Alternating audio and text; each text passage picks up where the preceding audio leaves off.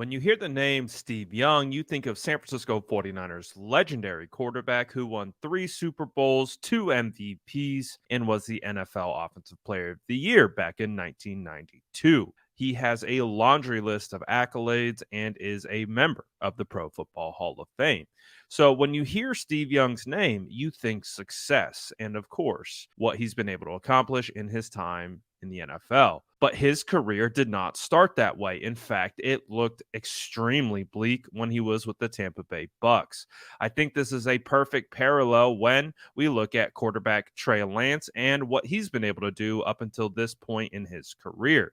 Because when you look at Steve Young's start, it was less than favorable and it looked like it was heading in the wrong direction. Take a look at Steve Young's story and how it started, and it didn't start great at all.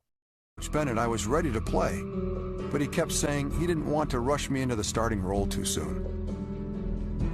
I learned how to play in LA, but I learned how to survive in Tampa Bay.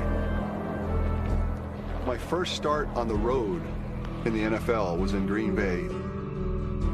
We were in all white. I couldn't see anybody. I dropped back to pass. I was like, where is everybody? And it went into the second quarter. I had no completions, and I'm like, I can't be the first quarterback in history that doesn't complete a pass in an NFL game. So I tell James Wilder, James, I'm going to drop back, shuffle in front of me, and I'm going to shovel you the ball. At least I'll get a completion. The snow's piled high on the field, and he shoves my face down the snow, and it gets packed in there. I can't breathe. That was the low point of my professional career. There were plenty of close seconds during his time in Tampa. Playing quarterback in Tampa Bay week in and week out was a risky business. I ran for my life every Sunday. Some of those runs foreshadowed what was to come in San Francisco. But in Tampa, he threw nearly twice as many interceptions as touchdowns.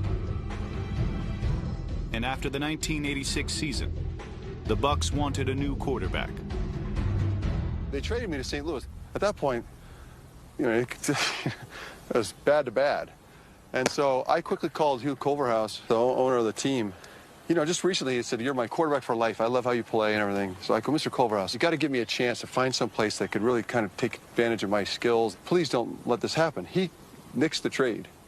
Called me back and said, look, you have a week. Let me know where you think is best, and I'll try to make that happen. That's when Bill Walsh showed up. I was at BYU.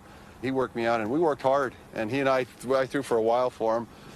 And at the end, he said, look, I think we're going to make this trade. Obviously, Steve Young went to find on a ton of success once he was traded to the San Francisco 49ers and united with Bill Walsh, and the rest is history. Can something similar happen with Trey Lance? Obviously, fans wouldn't want to see Trey Lance traded away, and they would like to see the success with the San Francisco 49ers. But is there parallels here between Steve Young and Trey Lance and the start of their careers? Maybe not going as they would have hoped for, but maybe this doesn't deter how it ends.